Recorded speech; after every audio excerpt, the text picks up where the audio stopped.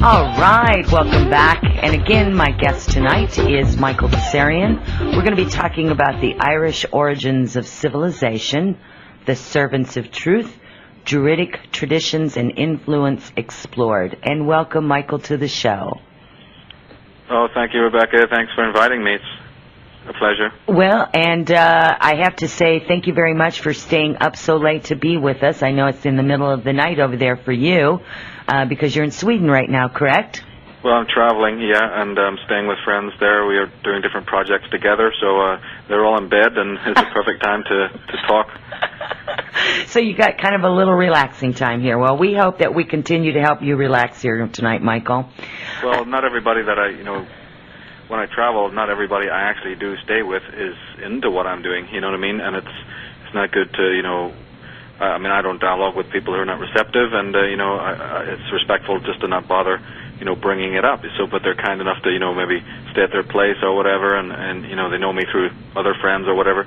So I don't want to compromise them, So it's better to, just do what you do in your own space. That's great. Exactly, yeah, exactly. And if I sense that anyone's not really that into it, I never push it or get into it. Well, yeah, and I think that should be true of everyone, Michael, no matter what we're talking about. Yeah, it's not our job, I don't think, for any individual to press upon somebody else their own way of belief, to kind of force or coerce somebody else to listen to that if they don't really want to. Well, my dad might have done that, but well, I think he was certainly a guy that fitted that description. He'd tell you what he believed, whether you liked it or you didn't. Well, I think maybe that comes with being a dad. I don't know, unless he did that with everyone, Yeah, he did. And did he? I'm someone, I don't do that, especially when you're in a guest in somebody else's house. It's not a good idea to start beating them over the head with your own philosophy, No, probably not a good idea. No. Certainly not very nice, anyway. No, it's not. Well, I will tell you, I'm going to kind of start out a little bit, so Michael, you kind of know where I'm at too. I've watched your videos, the ones on Atlantis and all the other ones. They're all over the place. You've done some marvelous works with educating people and giving different ideas and theories and thoughts, and you've really poured your heart and your soul into the work that you've done trying to bring this information forward. And obviously there's many people out there that don't agree, but more obviously to me is the ones that do, or that the information that you have to share resonates with them, and I can tell you that's true on my behalf. So it really is kind of a pleasure to have you on here, because I have not seen anything yet on any of your works that you've done on this Irish origins of civilization. And at first, I will tell you, is when I saw the topic, the book, and I was like, well, I wonder what that's about. Well, in your introduction, which is absolutely phenomenally written, it not only does it explain things, but it does cause people to really stop and think about some of the things that you are saying. You kind of have to let some of the things that you talk about sit with yourself and see where it takes you and leads you. So I'm really excited to have you on talking about this, because I don't know that anyone's ever quite talked about the Irish origins of civilization in such a manner as what you have, where you kind of tie it all in. So with, all the other topics and subjects that you've done, such as Atlantis and all of that. So I'm really excited for you to kind of share with the audience a little bit about the Irish origins, and also on how it kind of ties in with some of the other things that you've already been talking to us about. Thanks, and it does tie in. I mean, the work that a lot of people like myself are doing is primarily synthetic. It's not decompartmentalized in the way that academic subjects have been. And of course, people even within academia, they lament the fact that there's so much specialization. And in the occult field, or the metaphysical field, or the research field, we in alternative history, there's no need to be so institutionalized, and so you can deal with a lot of what appears to be on paper very different types of subject matter. And to me, it's about building bridges. It's about doing what the brain does. The human brain creates synapses, and knowledge also needs to be done that way. Subject study can be done that way. There's so many fascinating. For me, it's always about the fascinating crossovers and the fascinating, juxtapositions and contrasts and comparisons that can be made, as opposed to just, sort of being an expert in one field. I think as we move forward in time, it's going to be more of this synthetic, syncretic knowledge that is going to be what's turning people on.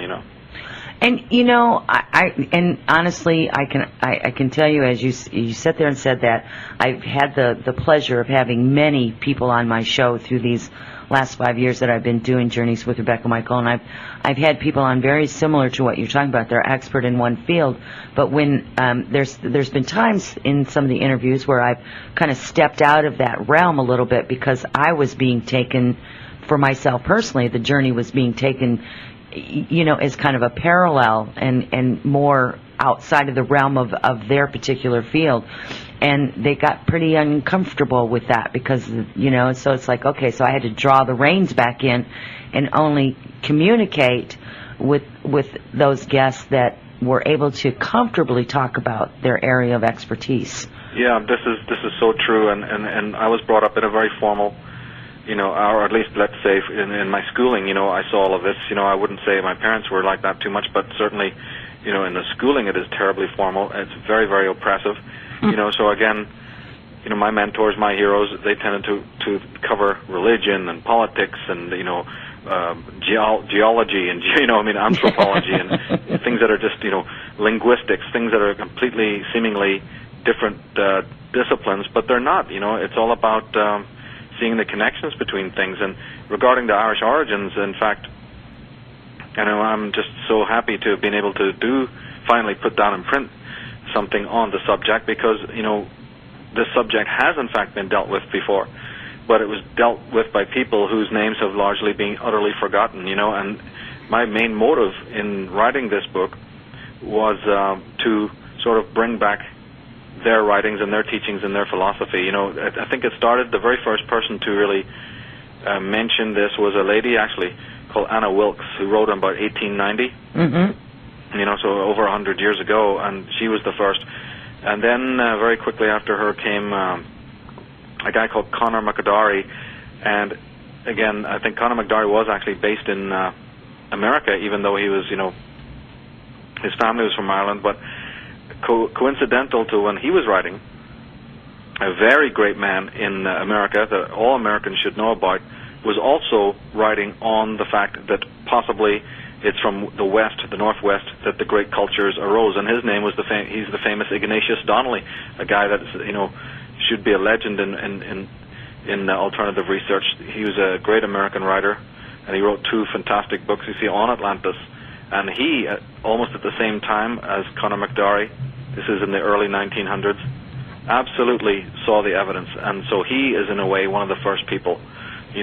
So if people haven't heard of these different names, they'll find out about it in my book, because I mention these guys a lot and what they did. And then as we move up into history, then after Conor McDowry, then I guess it was almost 60 years you had to wait until 1960, when a guy from England called Commons Beaumont sort of picked up the same idea, and he was very, very maverick. I mean, he was an extremely independent thinker, very much along the lines of Immanuel Velikovsky. He was actually like the Immanuel Velikovsky before the Immanuel Velikovsky. Or let's say that they lived at the same time, but what happened was that McDowry's ideas, preceded the printing of Velikovsky's ideas, and Velikovsky always used to say, sometimes in joking and sometimes in anger, that who the hell is this who is this Commons Beaumont that knows my own mind before I write it? Well, he was this eccentric, who was an amazing human being, and my work is very much dedicated to him. I have a whole chapter on Commons Beaumont, and he was a man that was so free-thinking and independent that he basically really, took like an atom bomb to all these different, paradigms and sciences and just dropped it on it. And one of the most extreme things he said was that not only did all the elements of civilization originate in the Northwest, he claimed that most of the events, even physically, that are mentioned in the Bible took place in Britain. Geographically, topographically. He was literally saying that all the things you read about, but in your mind, you're being mind-controlled into believing happened in the Middle East, didn't in fact happen there. And so any descriptions of Jerusalem or the Temple of Herod, or any of the Mount of Olives, you name it. If it's in the Bible, it's actually, those places originated in Britain. And his work, he actually could point to it. He could literally go to Jerusalem, that's mentioned in the Bible, and tell you where it was, based on its orientations and descriptions and contours. Whatever evidence was in the Bible for these places, he could say, I could physically take you, and I'll stick your head in it in Britain. And of course, because he spoke like this, that was it. His books went nowhere. They were utterly suppressed, and he was the subject of the Irish, or let's just say the British origins, the Western origins, utterly faded from the scene. And we have what's taught in all the universities and schools of the world, which is the absolute opposite. That if there are such things as elements of civilization, that means language, music, dance, basket weaving, architecture, you name it, religion, all the different elements of religion, everything that contributes to civilization came into the West. We were a bunch of naked, spiritually destitute people, and it came from the Far East or from the East, and this is utterly, utterly not true. Wow. I honestly, that's the first time I've ever heard that, and I'm just really blown away by that. I'm going to have to find some of his books, or those books. Are they available? I mean, can you still get them somewhere? They are available. They weren't available for many decades. I'm sure. They were only available in hardback to collectors, and they were very expensive. Now they are available in facsimile form, but they're still very expensive. They're hard to get. They're out of print. But you can, if you obviously if you work hard at something enough, and search hard enough, you will be able to get it. Right. So Anna Wilkes's books are out there. If people go to my website, or now, I've heard of her. Yeah, if they contact me, I can put them on to where to get these books. But again, I cover most of their work in modern language because they wrote in a sort of an antiquated way, and it might be difficult for people to it might be hard going. Right. So I've kind of that's why I'm saying that in many ways it was what motivated me to write this book, so that I could sort of bring new life to their work and sort of restructure it and say, okay, let's update this and also put it into modern parlance, so that people have no problem grasping what we're talking about here. Right, because if you have to stop, it's kind of like, trying to stop and decipher what each word means. You kind of lose the whole context of the sentence and then the paragraph, and then you're just lost waiting around. That's right. And remember, a lot of these people's work are, hinged on rebutting scientific, so-called scientific paradigms. So a lot of it will be, if you don't know the whole background, you'll be just totally lost. Because when Collins Beaumont is maybe criticizing or critiquing, other scholars, other researchers, and if you're not familiar with what they originally said, well, then you're just going, what's he talking about? I'm lost here, Right. So it's a lot of background is required, because these people had a passion to bring great knowledge to people, and to basically say that you're being lied to. There's a huge conspiracy here regarding history and regarding these elements of civilization. That's not to say that very important migrations and movements didn't happen from the east to west. They absolutely did, and we know that it did. But these are movements that were so much later in history. In fact, they're pretty much post 1000 AD. They're what we would call into the historical era. They're the ones that I'm addressing were maybe 10, 13,000 years BC, then 6,000 years BC, then 3,000 years BC, then 600 BC. We're talking about periods much earlier of these more Western movements, and then the subsequent return of the descendants of these people back. So then the historians come along and cunningly focus the light on these returns. That's the word that needs to be up on Times Square, return. But they make those returns not look like returns, they make them look like the original migrations and movements, and put them in the history books as such, and of course we're going to accept it because it looks legit, there is evidence for it, and nobody's going to question about, oh yeah, well tell me what was happening thousands of years before these things, you see. Well, and that just makes absolutely perfect sense. I mean, it's just like we know, like our Christopher Columbus in our books over here, honestly, Michael, I could never figure out why I was never all like gung-ho. Everybody just thought this Christopher Columbus, was, this great person. And I always, even as a young child, I was like, there's something not right here. Of course, we find out later, really what the truth was about his little journey over here, to try to find the Americas and what happened along the way. And I was like, okay. But that's not what they teach in the history books. There's so much that they teach our children that is just so untrue. What makes us think that it hasn't been going on the whole time? It's not just in our modern history. That's a great point, and it has been going on for a long time. history has been the most contaminated. You know, Voltaire, these people have all said that history is a very contaminated, you know, warped thing. I mean, Columbus was not a great man. He certainly was a very interesting man. Right. And he had a very hard life. After he came back from his discovery of America, he was completely disowned. He was ruined. You know. Yep. They took his knowledge and they left him flat so that his debtors could completely ruin him. You know, he was sickly. He was even imprisoned several times. Right. He was treated like a barbarian. He was treated in a very barbaric way. And, you know, he was just a tool, a puppet of these people who, you know, wanted to, go and seize this gold and seize, you know, because they already knew about America. He was not the first discoverer of it. Absolutely. These people have hidden knowledge for years about, you know, the kinds of races and tribes that they knew lived over in those countries. And, you know, it's been shown that even Vikings, you know, were there first and so forth and so on. Right. And I really rest a lot of my work on the American Barry Fell, who is one of the experts showing that the Gaelic language, the Gaelic Ogham, you know, is in the petroglyphs of many of the states of America, particularly in the the eastern, you know, Virginia and these places, and so many other states. And they came along and said that he was mad, you know, and that no such thing happened. And yet the Native American Indians in many of these states themselves say, yes, it was Pahona, it was the white men with the long hair and etc. that came, you know, here and taught us how to build and do these things. It's been proven that the Algonquin language is so kindred to Gaelic. The words practically mean exactly the same thing in both languages. There is evidence there, but, you know, it's been suppressed and it's been damaged and it's been contorted. And mostly, you see, people are very threatened by any knowledge that upsets the official official version of history. Yeah, because then they have to go back and rewrite it, don't they? Or say, oops, we were wrong. Or even tear it up, exactly. Yeah. Even tear it up. Yeah. Oh, yeah. Oh, exactly. And, you know, and they really don't. Those, I guess we're going to say that the powers that have always been just really don't want to have to change any of that. They don't want to have to do that, because then that means that people are getting knowledge and they're slipping from their grasp of control and of putting the wool over their eyes, and it's very difficult for those that have always done this to accept that.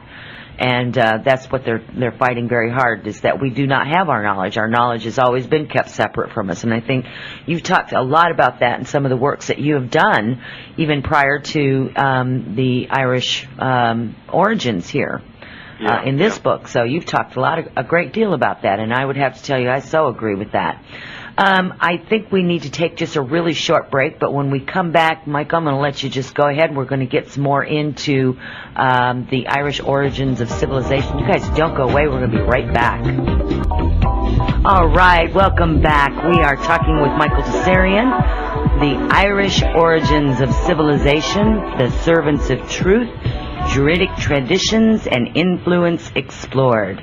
And, Michael, I can tell you, during the break, I was in kind of looking at the chat room, and boy, I tell you, we've got people just chatting in there. They're having fun. They're expressing their ideas, and this is what it's about. This is really great. It causes people to think, causes them to be able to communicate with other people of like minds, and so this is just a wonderful thing. Yes, it is. It really is. Now, normally I wouldn't do this, Michael, but there's somebody that just had a comment that I wanted to read before we got into the rest of it, that instant messaged us. And it said, your work must be made a part of the standard university curriculum.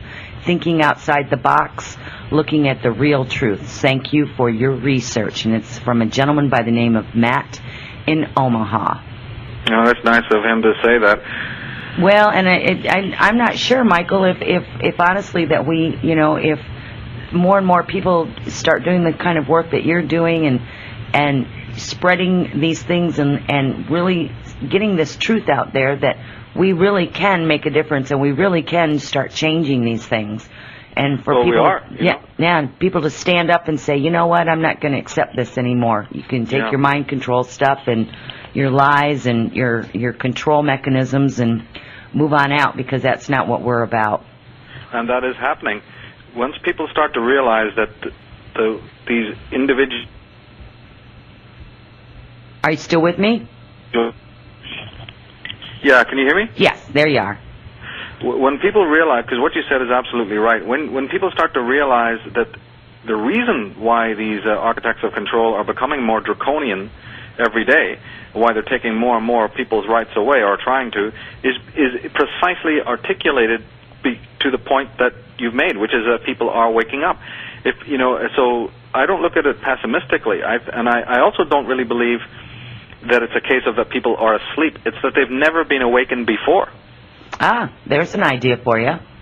You see, because if you say that somebody's asleep, it almost implies that they, were awake at one time, then they went to sleep and now need to be reawakened. That's true. But historically speaking, this is not the case.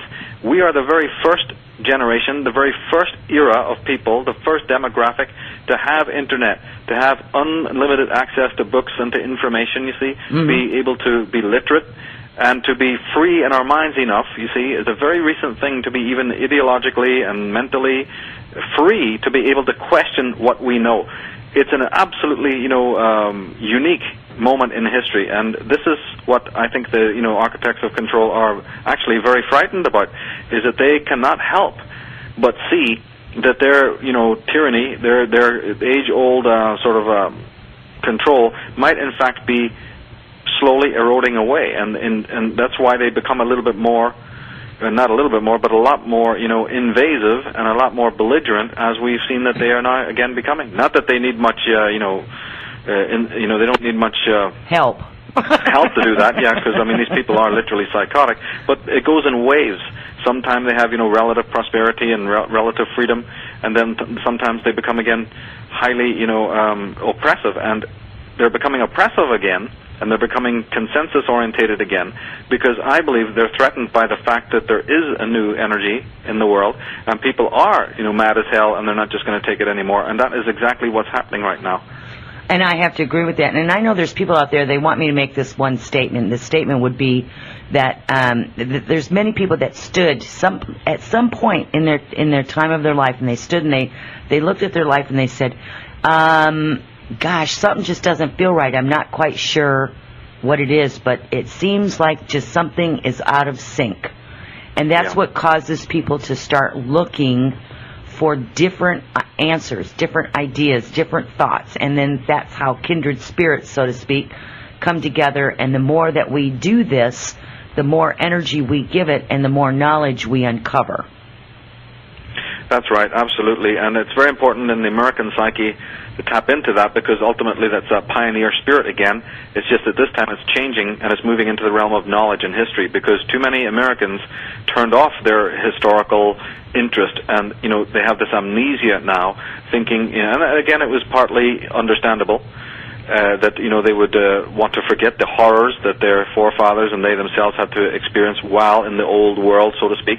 And coming to America, is just so much energy needed to go into conquering the land and making new homes, that unfortunately the downside of that was that people turned off their interest in history, and that left them wide open to attack. Okay. And we're seeing the consequences of that historical amnesia right now. But that doesn't mean that that things can't change again. All that needs to happen in an American context is that, again, this old or so-called ancient history, history of Europe and a history of these oppressors, needs again to be studied by people, by intelligent people. And then, the right method of dealing with them will come about.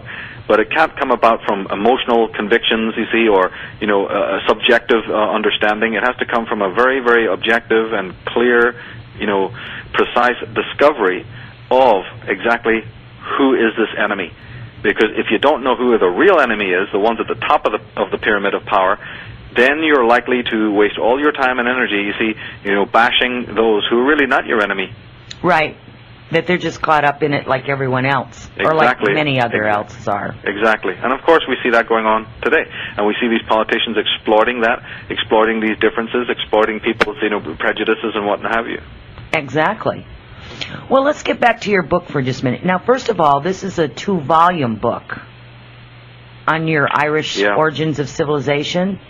What prompted you to do 2 volumes? I mean, is there that much information in there that you had to do it, or is it like 2 separate parts, or? Oh yeah, the information does divide into 2 parts, and also I wanted to avoid doing it in 1 volume for simple practical reasons. 1 volume is very heavy. Okay. It's difficult for people to carry around. You know, and it's very hard to hold when you're reading it and things like this. And it's just like a big brick, you know. I mean, you could just use it to prop up a table or something like that, or, you know. Well, one would hope no one wouldn't do that with your book, but... You know, you could beat a burglar over the head with it or something like that, you know. It's just, I find holding a big book myself, you know, very uncomfortable, and so I wanted to make it into 2 volumes so it was easier to mail, and also, you know, just not a huge brick. And in fact, it would be much larger, actually, because the appendices of the book is not in the book. They're online. You know, the thing would be over 2,000 pages. It's already 1,100 pages. Wow. With about 550 pictures.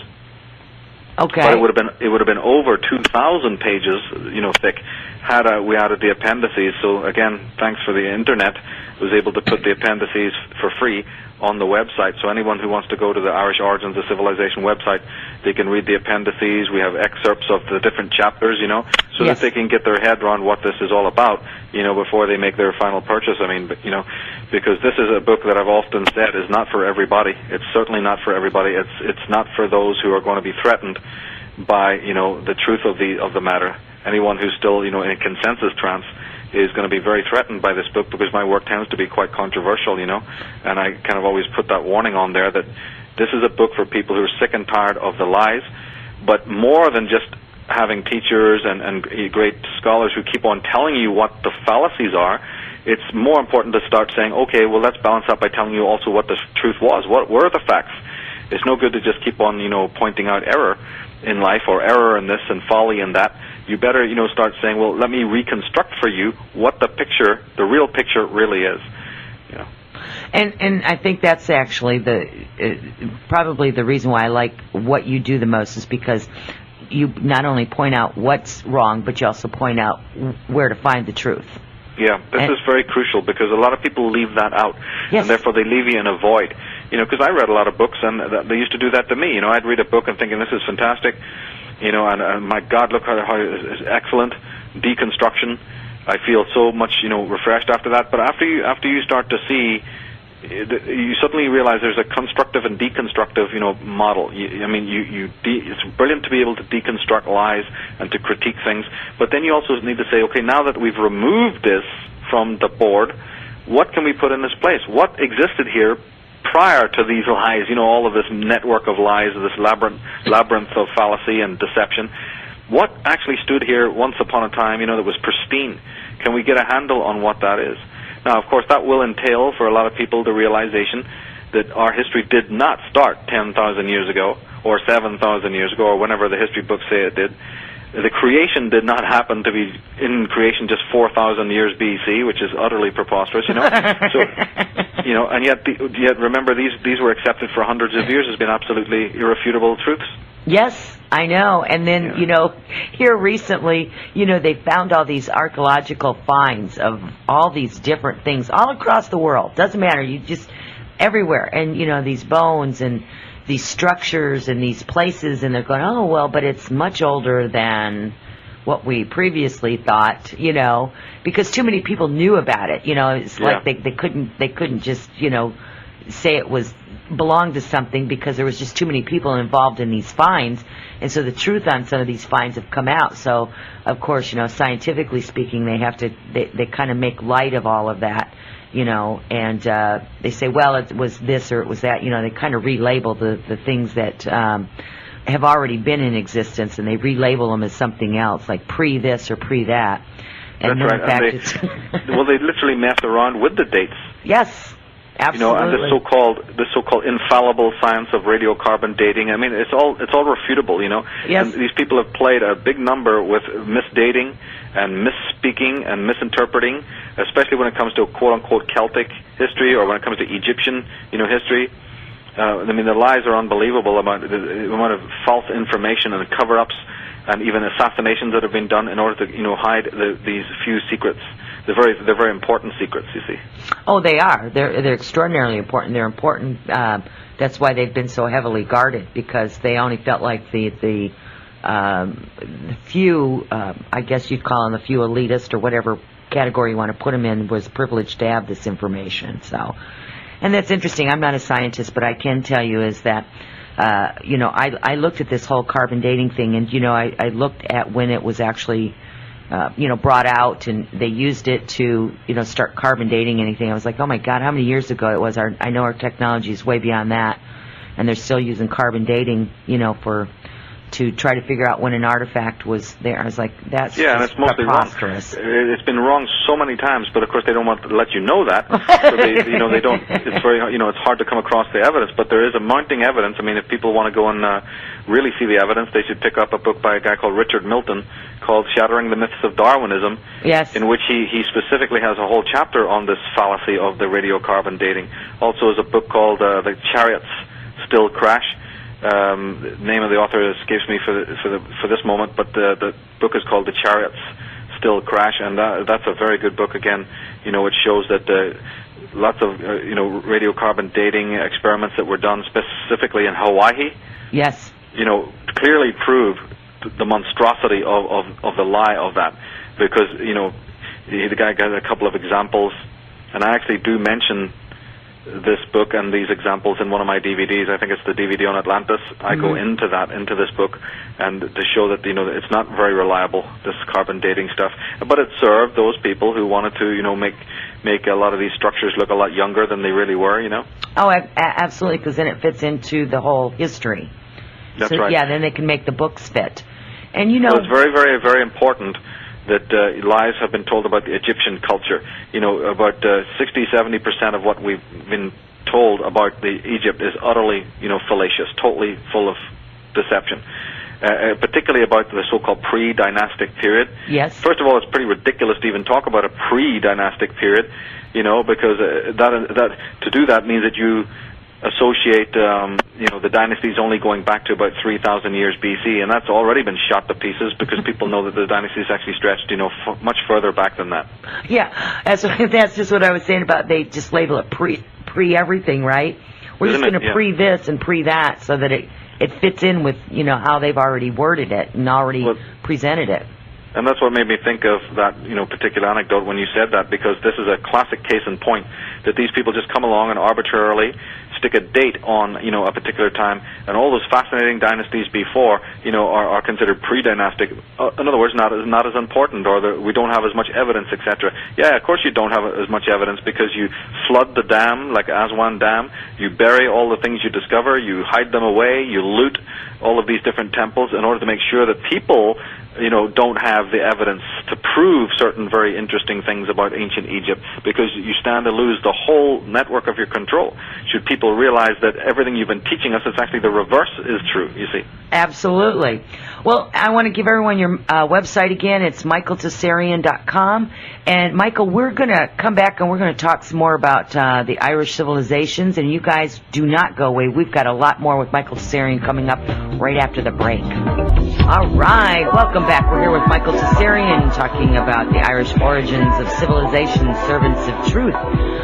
Michael, I got a couple questions for you. Of course, I'm looking at your website, and that's michaeltsarion.com, or actually, I'm actually at irishoriginsofcivilization.com.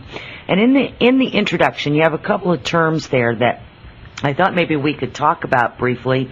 One of them is the term Aryan, if I'm pronouncing that right, and the second one is Celtic. Yeah, and I would love to talk about those because I hear a lot of people talking about those terms, and really love for us to kind of broach this subject with the audience tonight. Oh, absolutely, and you did pronounce them correctly. The word Ireland, you see, the word Ireland is spelt nowadays with an I.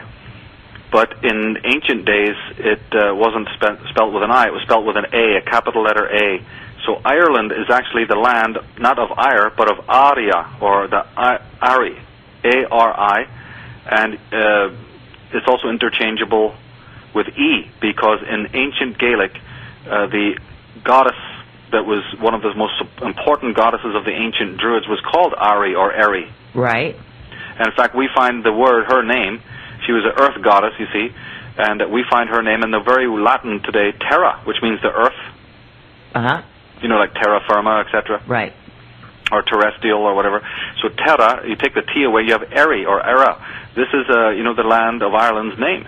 And one of the other important connotations of the goddess's name was, it comes down to us as the Arya, meaning the pure ones, the ones in the service of the goddess, or the ones in the service of the earth. And so there's nothing racial about it. It's just, the racial thing is more of a secondary or third sort of permutation of the word. The word ultimately represented an elite. It represented a caste of elders. And it's very important to bring this out, that it represented caste more than it did race.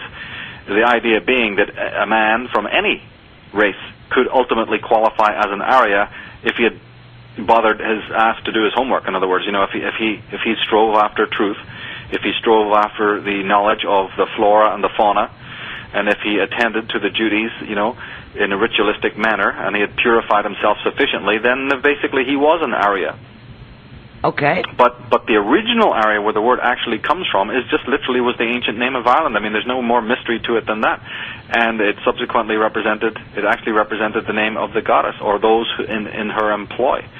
And how it got to other parts of the world, is its own intriguing story. And of course, the main answer to that is that the Arya themselves took it there. The Arya literally were not just confined to Britain or to Ireland.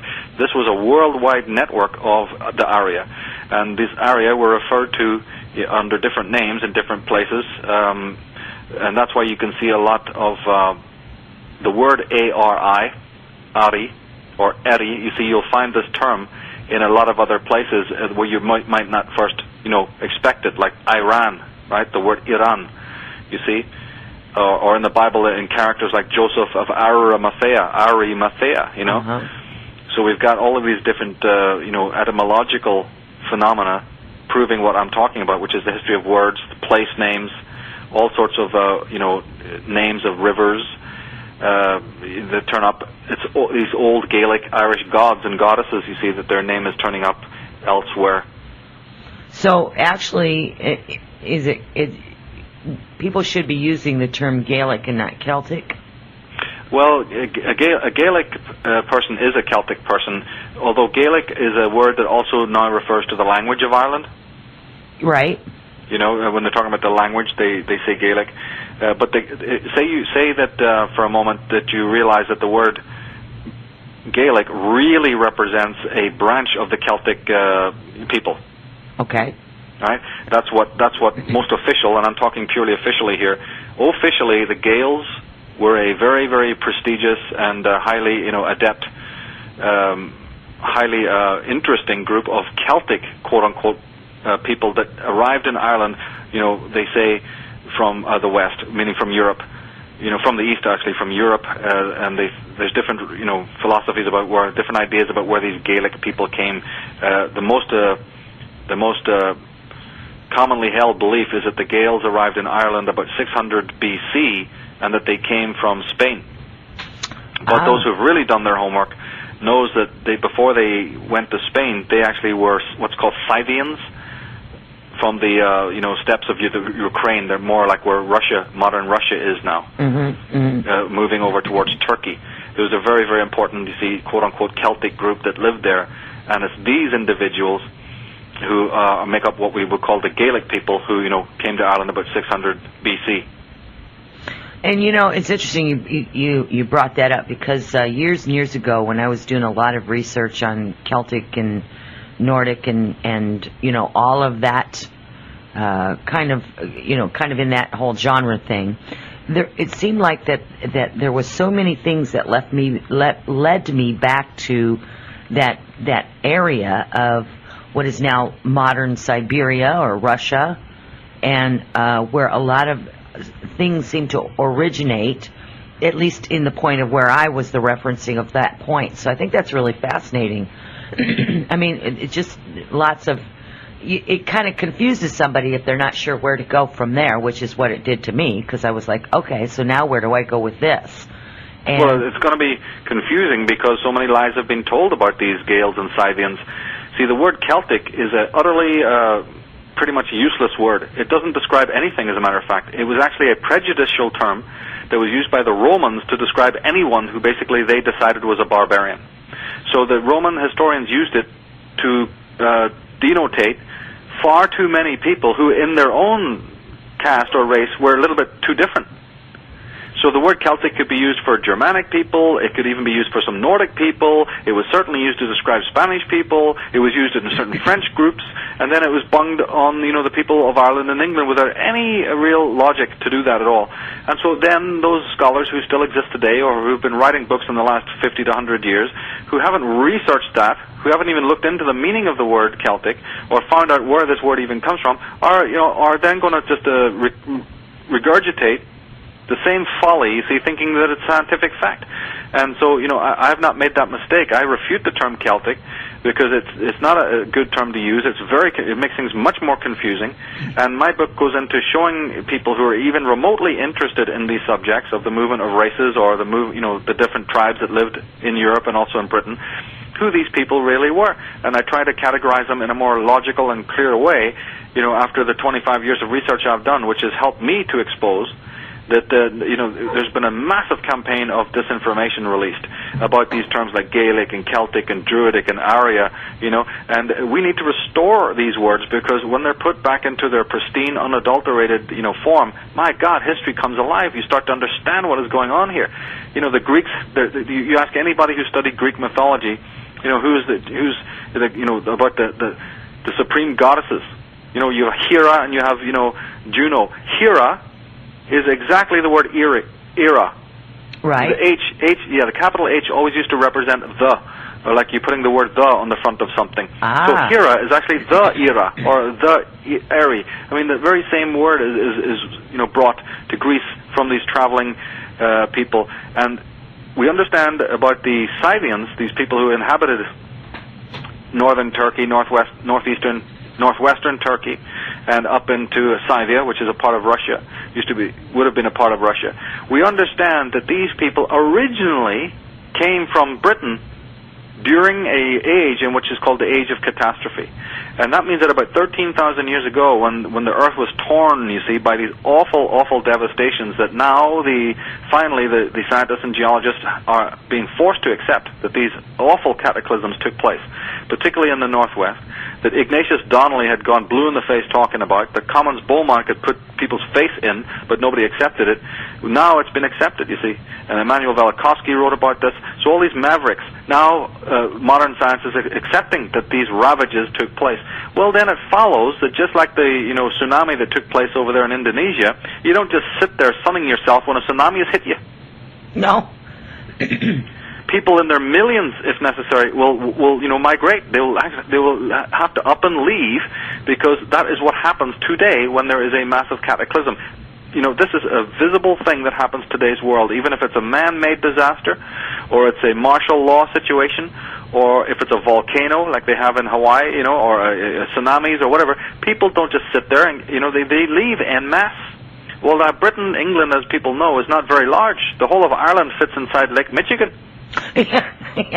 So we're talking about a very, very important enlightened people. But believe me, when the kind of devastations of 13,000 years ago rained down on Atlantis and rained down on these lands that are known in mythology, you see, as the places of the enlightened ones. Right. These people were forced to leave, and we have been told a pack of lies about Britain, and we've been forced to believe that there was no land bridges between Ireland and England and Europe. Right. But in fact, these land bridges did exist. Ergo, it was actually quite possible for people to come and go to what we now know to be Britain. But when the waters have, started to rise, and they finished rising about 3000 BC, then of course these land bridges were sunk under the waves, and also many of the villages and towns and other remarkable structures are now beneath the waves all over Britain and Scandinavia, and it's beneath the waves in the mud. And so to this very day, people don't realize that whole cities and whole towns and whole landmarks are sunk beneath the waves of a rising ocean. And more importantly, that these land bridges, which once existed in ancient times, that people could cross, that is exactly the way that these originally Western people, who even go back to Atlantis, but who then had reestablished themselves, you see, in Britain, when they were then continually ravaged by these awful famines and disasters, they made their way into Europe. And so the people that then appear later on, like I said earlier in our show, in our interview, the people who then appear to be Scythians, who appear to be Pelasgians, who appear to be Dorians, who appear to be all of these, ancient forefathers, are in fact transplanted from the Nordic and British countries, and it's their descendants, 1,000 years later or 5,000 years later, who start making the trek back to Britain. But historians of our age can come along and do the famous the famous magical lantern trick to make you think that those returning migrations are the original migrations. Yes. And that the symbol of the harp, and the symbol of the red hand, and the symbol of the lion, you see, and you look on the Scottish flags and see the dragon, right? And all of these various symbols that are found on the houses of the Western nobility, or that are on the flags in the cities, we're told all of that, those symbols. And I go into this page after page, talking about this symbolism that we find all over the northwestern countries in later days. We're told to believe that a lot of that came from, you see, the East. And this is a complete another lie, because it got to the East first by way of the West. These were originally Western symbols that, migrated out and then came back. And this is the piece that it needs to be understood. So, yes, it turns out that, right now, I am one of the first people to be bringing this up, and I hope that my work, I've always seen my work as not the final word on this by any means, but that this will kickstart a subject that needs a progress report, every so often, because every week that goes by, we're finding new information about this. What I've called the Irish origins of civilization. So when I'm talking about Ireland in the book, or when Ireland is in the title of the book, it's not the Ireland that people think of today when they normally think of Ireland, you see. So they go, okay, what's this stuff about the Irish? The very first thing to understand is it's not about the Irish that anyone knows about who's heard that term. Exactly. Well, we have got to take a break, but you guys, if you have questions for Michael, we're going to be coming back in the second hour. Please feel free to mailbag at journeyswithrebecca.com, or you can IM me at Yahoo at journeyswithrebecca, all one word. You guys don't go away. Michael, don't go away. We're going to be right back. All right. Welcome back. What an absolutely fabulous time we're having here with Michael Tsarion, the Irish origins of civilization. Michael, welcome back to the show, sweetie. Thank you. This is great. I got one quick question, and then I personally have some other questions that I would like to ask you, but this one was from in my chat room. So people that want to go in and get involved in the chat, it's just go to my website, journeyswithrebecca.com. Go to where it says chat feature, and then join in the chat. Lots of good information and conversation taking place there. Somebody in the chat room did ask if there was any photos of the land bridges that you were talking about earlier, or if they found anything that can physically back up this, when you were talking about Atlantis at the very last of the first part of the show here. Absolutely, yeah. I mean, no question about it. This is the stuff that's been suppressed, and it's of such monumental importance that it changes literally everything we know about history. Once these land bridges are understood to have existed, everything we know about history, especially of the British Isles, utterly jeopardized, basically, as far as I'm concerned. Because it means that, I'll give you the sources in a minute, but one thing I want to emphasize to give people an understanding of this is, say, for instance, there's no land bridge between Britain and Europe, right? Or Britain and Scandinavia. Okay. Right away, that makes places such as the Shetland Islands and the Hebrides and the Orkney Islands as remote as we know they are today. That even Scottish people, know these things are remote, these islands, and they're misty and removed, you see, right? And pretty, pretty dangerous, and very few people can get a living out of those places. Well, immediately, if you just take you just take those islands, and you suddenly realize that those islands themselves may have been part of a landmass that stretched to Scandinavia, or that another large land bridge existed from England. Right? You just in your mind, you think about that connecting. Then don't you see that makes those places absolutely inhabitable, absolutely, cultivatable, and it explains then why some of the most profound monuments and ancient sites exist on these so-called remote places. Yeah, because they're remote now, all right. Yeah, they didn't always They weren't always. Exactly. They were not always remote, and that is why all these incredible megaliths exist in what are now considered remote, amazing places. That how did these people survive? How did they live here, shivering? Well, first of all, nothing could be further from the truth. So there are pictures of these land bridges. They do know they exist. Graham Hancock and others have even shown massive land bridges with satellite photographs between India and Sri Lanka. That was just been discovered in the last couple of months. But as far as the ones in the British Isles goes, the man to really look into that is a scholar called Ulf Erlingsson. He's a Norwegian, Scandinavian geologist. He's actually one of the premier geologists in the world, by the way. Right. So this comes from way up the totem pole. People are, thinking that this is some nonsense they can just debunk. Well, go ahead and try. This Ulf Erlingsson is a very, very senior geologist, and his speciality is these land bridges.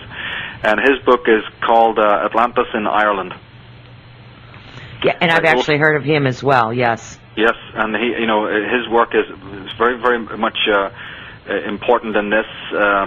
I don't agree 100% with everything is in his book, but then that's the way it is with most books. But I can tell you that from a scientific point of view, his discoveries about these land bridges, which again is a reiteration of what people like Commons Beaumont and Velikovsky and all of these people have been saying. He's not the first. He's just one of the first to really, a heavy hitter from the science world.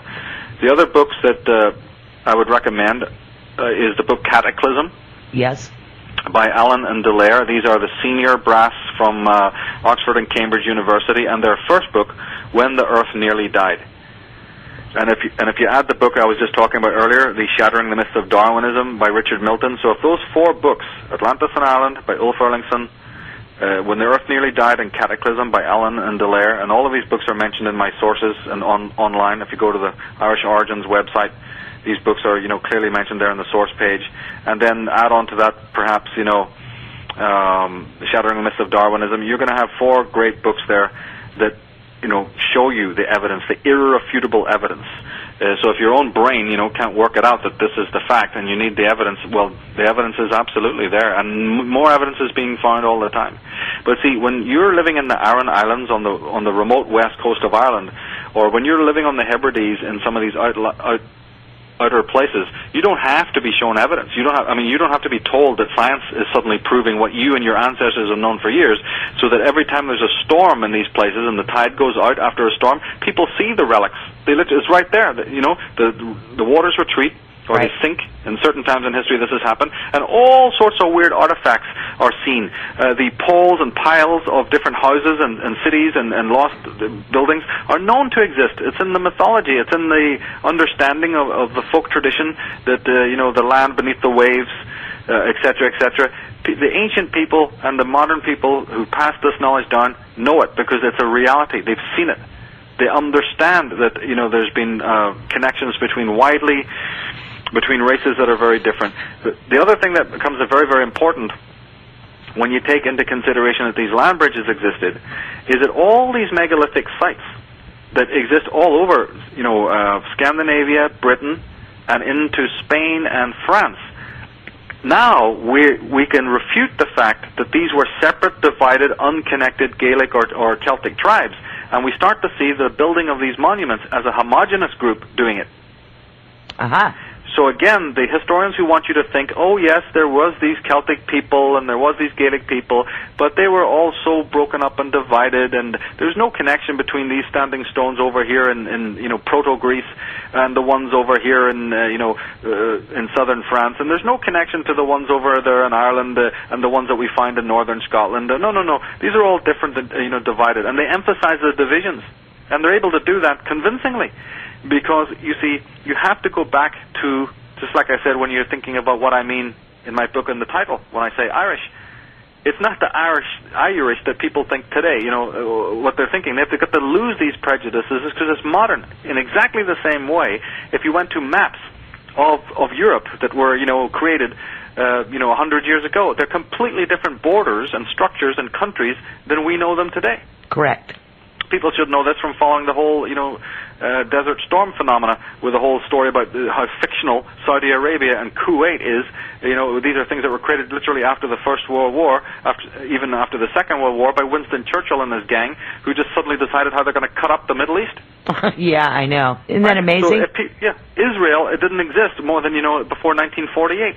So this is exactly what I'm talking about. That's thousands upon thousands of years ago. How can you talk about France and Estonia and Belgium and whatever else? None of this meant a thing. And even to speak in Ireland and England and Wales and Scotland in terms that we are familiar with today, all of that is actually a barrier to learning, a barrier to understanding.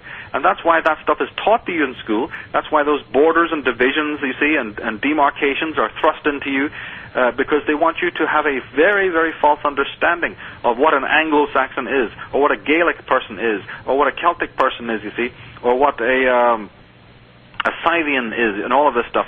They don't want you to know about any of this, or how homogenous a group these people might have been. They certainly don't want you to know that they had a common origin of these ancient pre-Diluvian civilizations. And they don't want you to know that, they had how much these different groups have contributed to world history.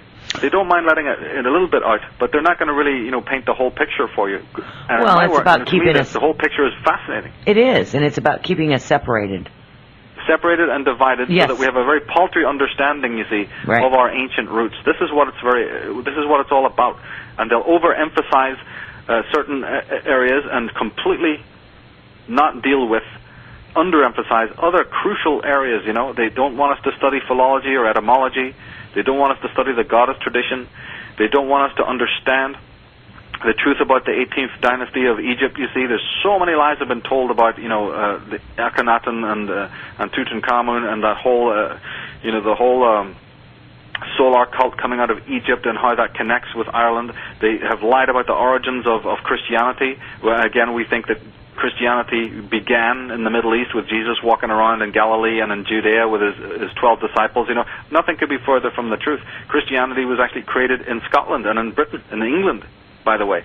All the fascinating turns of events that explain what has been going on in our world much more clearly, and why Rome was chosen, you see, as the official homeland of Christianity, and why the city of Rome is aligned to Tara and to Newgrange and to some of the most important ancient sites in Ireland. There's direct geomantic and topographical, links, geomantically speaking. I mean, absolutely oriented through ancient sacred geometry, certain cities of the world, like the Giza Pyramid, and also the city of Rome, and many other power places, are actually aligned to some of the most ancient sites in Ireland. Now, tell me, if these people didn't know that Ireland was one of the primordial places, why would they have bothered doing this?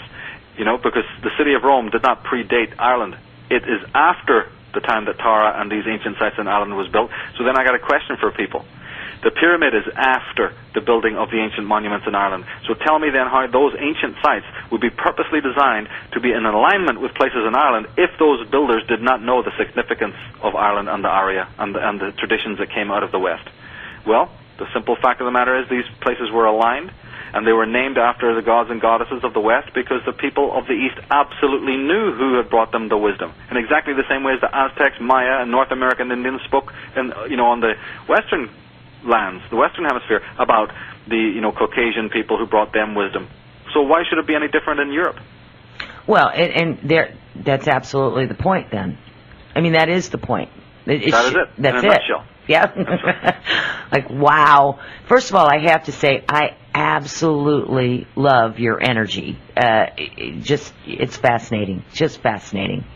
Thank you. And so all of these things that you just talked about, this last few minutes here, I'm assuming that all of this information isn't in just one of your works, but it's kind of spread out through all of your works as you have put it together, and you've tried to kind of break it down and still kind of move it in together with all the other works that you've done. Am I making a correct statement? Yes, but I think with this book, The Irish Origins, I had greater success in bringing the most important and fascinating things together. It will make more sense if somebody has already read the Atlantis book, but actually it was just a fluke in a way that the Atlantis book got written first. I kind of had the intention, you see, to sketch in the background of this fact that our histories go way back much further. So I'm glad that it worked out this way, that the Atlantis book was written first, because as you obviously know, your question implies, the knowledge was just all mixed-matched in my head. There was no demarcations. You know, I mean, the thing becomes a totally different animal when you're actually trying to write it down. Right. If I'm walking around, oh yeah, it's all just, you know, mixed-matched in there together. I mean, there's no back and front and up and down, and you know, it's just all this knowledge that's floating around there, and I'm learning all the time. And you know, like I say, we're very lucky and privileged that in the last 10 years we've had people like Ulf Erlingsson and Richard Milton. You see, we're not, you know, this book probably couldn't have been written in the 70s or 60s. You know, it's taken into this wonderful time in which we're living now, in which some of these real heavy hitters like Allen and Dallaire and so many others I can mention have come forward from the absolute, you know, bastions of power, from the academica, and said, okay, we're sick and tired of these lies. Let us, you know, review everything we know about geology, and everything we know about the fossil record, and everything we know about the existence of the oceans, and everything we know about the movement of these various races. So there is actually, in the intellectual world, you see, you know, a tremendous sea change taking place, in which many of the old paradigms are being, you know, upset and thrown around. And I believe that it's absolutely the time now for a massive revision of everything we know. And instead of that being a chore, or something threatening, as it obviously is to a lot of people, it should be the most adventurous, interesting thing. To change, you know, our attitudes and gain new perspectives is not in the least bit threatening. No. But everything we've been talking about right now, though, is in the Irish Origins book, and a lot more. I mean, you know, I try to even cover stuff about Atlantis in the new book as well, you know, but I absolutely would read them pretty much in the order they've been written, you know, which is the Atlantis book first, and then the Irish Origins book later, you know, and with the realization that these books will shatter a lot of people's, you know, reality, and it's going to be, you know, they're controversial. That's all I'll say. But you know what? But you see, that's a good thing.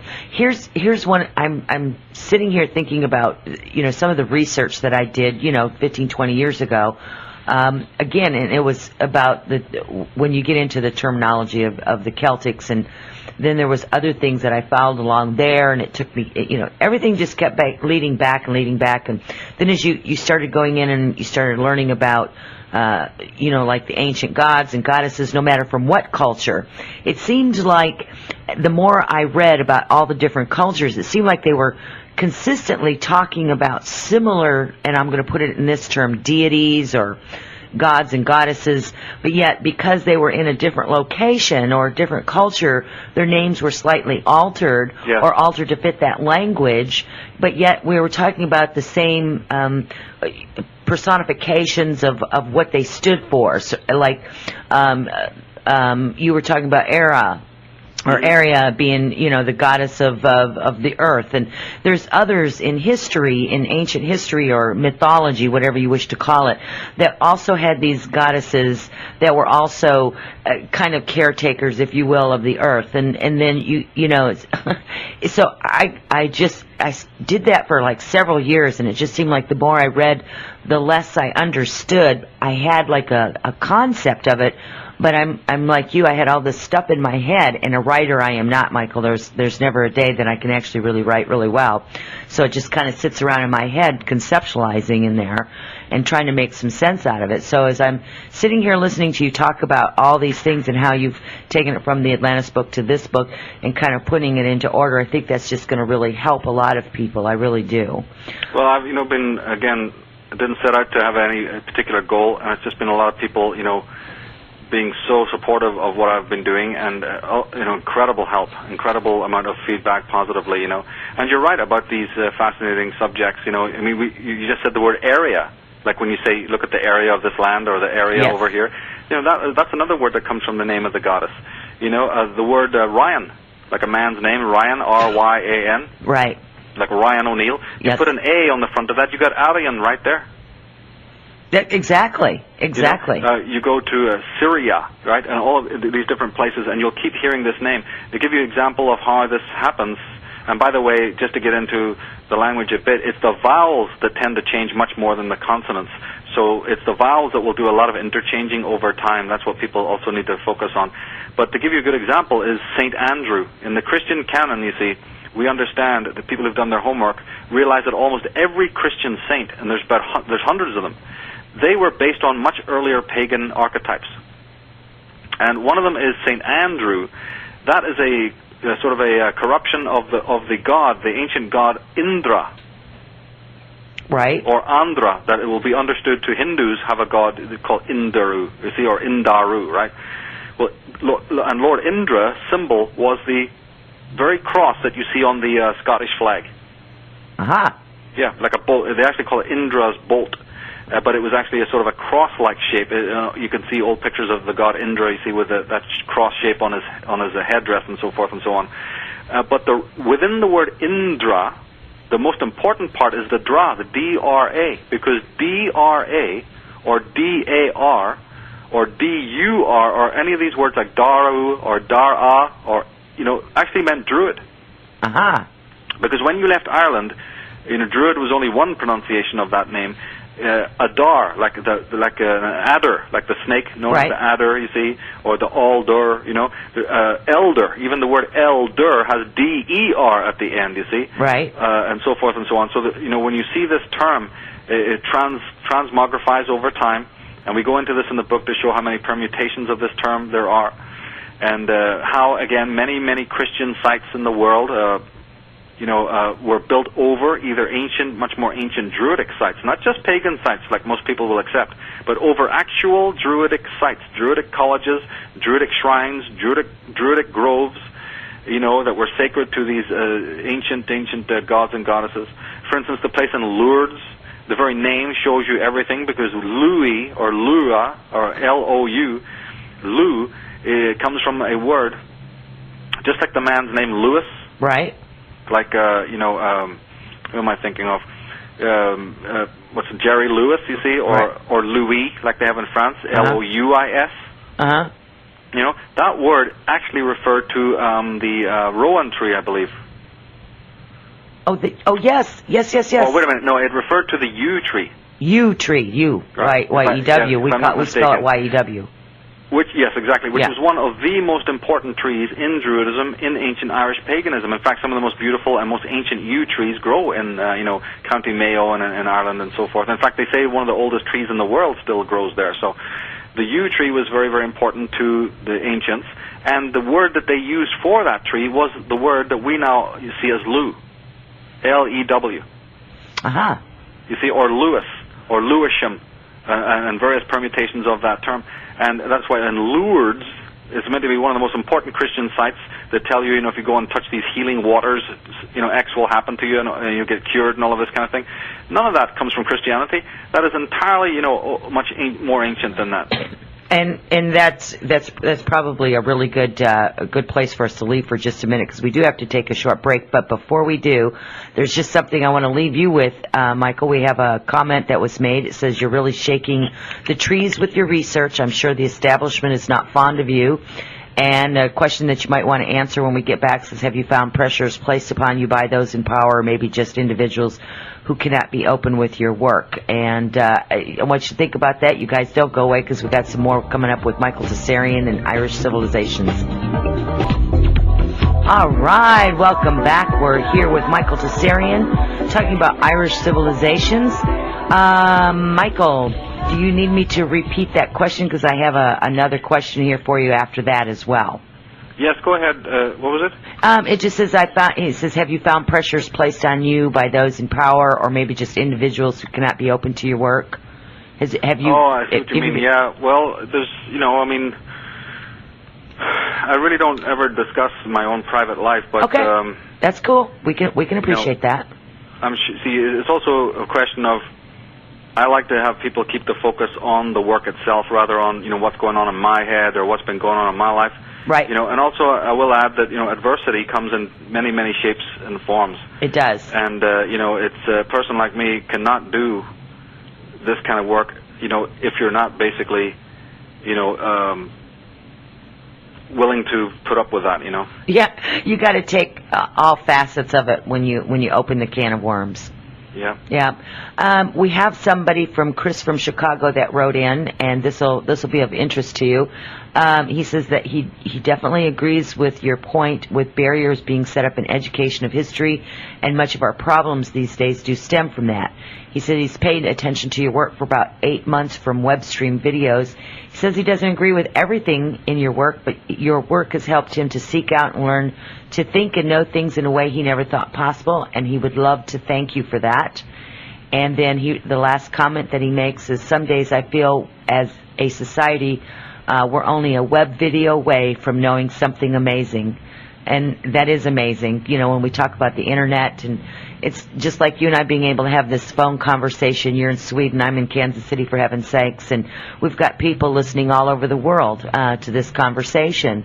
And for me, it's quite amazing. And anytime that we can open the door, any one person can open the door for another for their own discovery of what's their truth, what resonates with them, I'm all for that.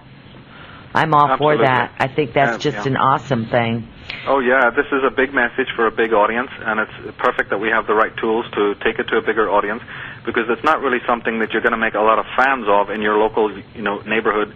I think people have found that out from experience. It's a very clear fact. Certainly, the majority of the people that email me feel like outsiders. They have had a lot of difficulty, speaking their minds to even their family members, and certainly to the so-called friends that they have. Right. And so they are honor bound then to see to speak or listen to that wider audience that is available to us through these different communicative ways. And I don't see anything negative about the internet any more than I see anything negative about the telephone. You know what I mean? Exactly. And everything is all a matter of how you use it as well. Well, so, they wouldn't be trying to restrict it like they are if they weren't threatened by it, That's true. That's so very true, isn't it? They make it very difficult for people like yourself to have radio stations. It's not easy, and they restrict, television time. All the bogus stuff that comes on there. They're just about ready to start clamping down on the internet more. With all this fear-based, paranoia stuff that they keep breeding.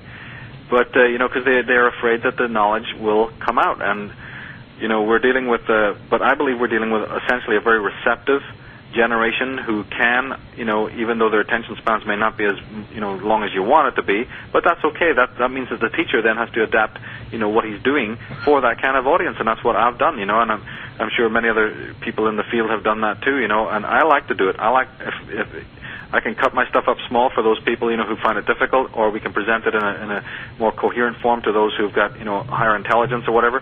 So it's about adapting yourself to the kind of ambiance that you find yourself in. And I've had such a positive response to everything, and see, people who detract tend to be, ignorant, stupid, worse than ignorant.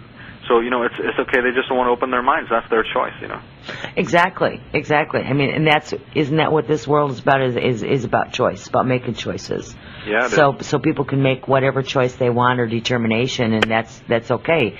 If we all agreed with each other, it'd be just a pretty boring world anyway. Yeah. In my opinion.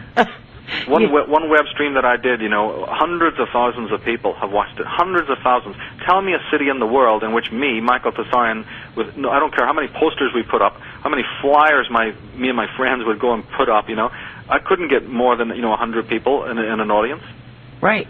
When David Icke, even at his height, he could get maybe 500, maybe, and that would only be maybe if he's just completely written a new book or got a really hot DVD or something out, Mm-hmm. and maximum, because I've been to many of his talks as both a guest of his and also in the audience, and we've seen it from backstage and from front stage, maybe 300, maybe 500 people. You put something on the internet, 700,000 people see it in under a year. You know what I mean? Well, yeah. So this is exactly what you said is absolutely right, and many of those people can be people coming to this for the first time. They're not the choir. They're people who are interested, spontaneous, deeply concerned about the monumental things that are happening around them. They find themselves feeling like outsiders. They feel themselves doubting what they're being taught in the school. It's a very big reality for them. So the detractors that I get are mostly jaded, stupid, backward, consensus, brainwashed types of people who have no understanding of how to rightly use their time or their energy, or that they're not even receptive to the fact that monumental things of great importance are happening in our world. And they're not there. They're just not with it at all. In fact, they're traditionalists, oftentimes, who are deeply insecure. and who want to hold, see fast to this, these crumbling, ruins of an old system that just is not going to sustain them anymore. And and I have to tell you, it's pretty interesting because earlier today, I kind of was, the term came in on skeptics, and my guides came in and we were chatting as we always do, and one of the things that they were talking to me about was skeptics, and skepticism is a healthy thing. Yes, it is. But you can carry that to the extreme, I guess, as you could anything else. And there are many people that come to people like yourself and to David Icke. They show up in these, show up in your conferences or your meetings, seminars, whatever you're putting on, and they ask questions that really don't pertain, first of all, to the material. Second of all, they come from a viewpoint of such rigidity in, like, it's almost like they're 30 years behind in thinking that's what the world is still like it was 30 years ago. Because I've watched them, I've listened to them, and I'm like, gosh, do they not even know? Do they not even know that this isn't even skepticism? That's what they say they are. They're skeptical of the information. It goes beyond skepticism. So it does go beyond skepticism. I've even had criticisms. Can you imagine? See, in British society, it's actually very common, and especially in the educated circles, when you're talking about yourself, to use the word we. Right? I'm just speaking purely anecdotally here. This is something that just happens in society. That when you're addressing a group of people, or you're talking in the third person, you'll often use the term, we did this, we did that. Yes. And you mean yourself, but in polite, civilized society, it's often some people choose to use the word we. Okay. What do I get from a bunch of people who haven't the brains to realize any of this? They think that when I use the word we, Rebecca, and I get this, I know it's hard to handle, so strap yourself in real tight. Okay. They actually think that when I say the word we, I mean me, Michael Tsarion, and the Illuminati who run my show and who pay me. This ambiguous we scream with laughter time. Oh, right? My gosh. Yeah. They believe that this, and I mean, their proof, their evidence is nothing more than he uses the word we. And you know because what? Granted, it's not an idiom that's commonly used in America. Okay, but let's understand that we also spell the word civilization differently. We also say hood when we mean, a boot or whatever it is. We say elevator when you mean lift. So yeah, get with it, guys. There is actually a different way of communicating on different hemispheres of this planet. Yeah. Well, you know what? And it's so funny you brought that up because when I say we, I'm a clairvoyant, so my guides are like always communicating. I'm in like open dialogue with them 24/7. So when I say we, I mean they and I are having this communication, talking. When I say I mean it comes from me. So and I wouldn't mind that. See, even if they went to the next level and said he's talking about some sort of guidance or the right. muse, hey, perfectly. In fact, they'd be right. Yeah, the inspiration, the muse, go ahead. But to jump to the extreme of saying, yeah, him and his Illuminati people that are paying. That's right. Him and his yeah, exactly. Like I'm working for them or something like that. I mean, this is the level of intelligence that we're talking about here, and it's pretty bloody low, And there's many other examples of this. For instance, many times I used to notice it that almost every conference I did, somebody would invariably stand up because I speak about the Bible a lot, and I draw different anecdotes and different, as we've said, we're looking at things in a different perspective. So I use things that are very well known to people, and one of them happens to be the Bible. So I would always get people, standing up at the end, and rightly so, they're questioning me, and they say, hey man, you talk about the Bible, and you sort of refute, a lot of Christianity, but you're constantly using the Bible, as a sort of a source. So why do that? And you have to look at these people and go, but you thought that the Bible was written by Christians? Whoever told you that? And even if a couple of people that were technically, and I mean very loosely, could be called Christian, like people like Marcion, I mean, you probably could find a few that might even truly, be worthy of that term. I know it's hard, but you might be able to find it. But then even the information that they're collating and putting in the Bible that later is packaged as Christian is actually far more antique, going back to Babylon, Sumeria, Egyptian, we right. know all this. So I just look at these people in horror and going, whoever told you that the people who wrote these passages, first of all, half the Bible, the Old Testament, is clearly not Christian. Right. So what's your point?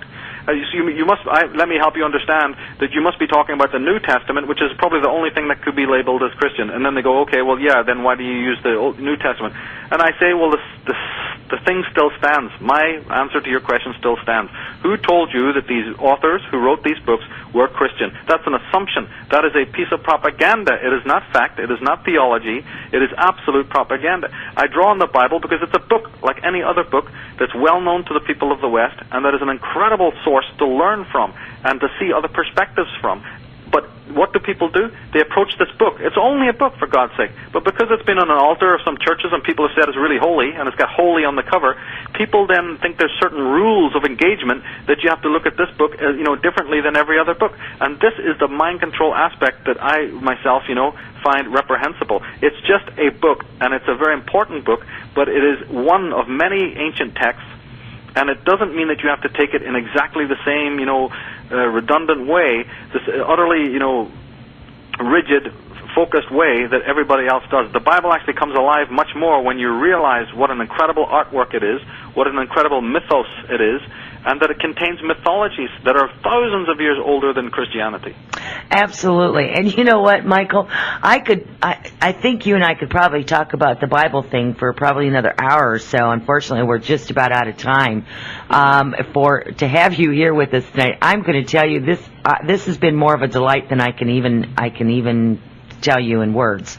Well, same here, and we'll definitely do it again, in the future. Oh, good. Well, there's a question I want to leave for you if you ever get an opportunity to write me back on this, is that you have mentioned in your book the Tuatha. Am I pronouncing that right? The Tuatha? Oh, yeah, the English pronunciation is Tuatha. Okay. I would actually like to engage you in a conversation over that at some point, because I have just something that's sitting there. So, but that, like I said, can probably go for another time. And we will. We're going to have you back on, because this is we just touched the tip of the iceberg here tonight. And I know that there's people backed up. There was phone calls that people wanted to get involved with. And maybe when you're back in the United States and, we're kind of back in the, same kind of time zone, and you can be relaxed and comfortable, we'll be back on and have you back on, and we'll take more phone calls and more questions and emails and stuff from people. But before I let you go tonight, I do want to you can go ahead and give everyone your websites again, how they can get your books. I know you've got videos all over the place. I know you've got DVDs for sale. So if you'd like to leave everyone with that information, that would just be absolutely awesome. Well, just go to michaeltsarion.com, and you'll see all the links to the different websites, and you'll also see links to all the free material that we have. We have a lot of free web streams, a lot of free excerpts. Like I said, the entire appendices of both the Atlantis book and the Irish Origins books are free online.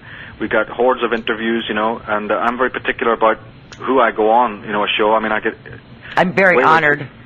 Well, it's not about that. It's just about, I do actually concern myself with integrity and things like that. And, you get so many, especially from the mainstream, you get a lot of invitations, and I just won't have it, because they're going to cut you into sound bites. They're not receptive, and there's a big integrity, void there. So the few shows that I go on, I really believe in those shows. I think what you're doing is wonderful, and I know that, I'm interested in working with that, because my time is far too precious, to be wasting time with people that are just, haven't got it. That's right. And what you're trying to do is just try to widen the information for people so that they can go and explore on their own and certainly do what they need to do for their own personal growth. And for that, I want to thank you for all the good work that you've done. And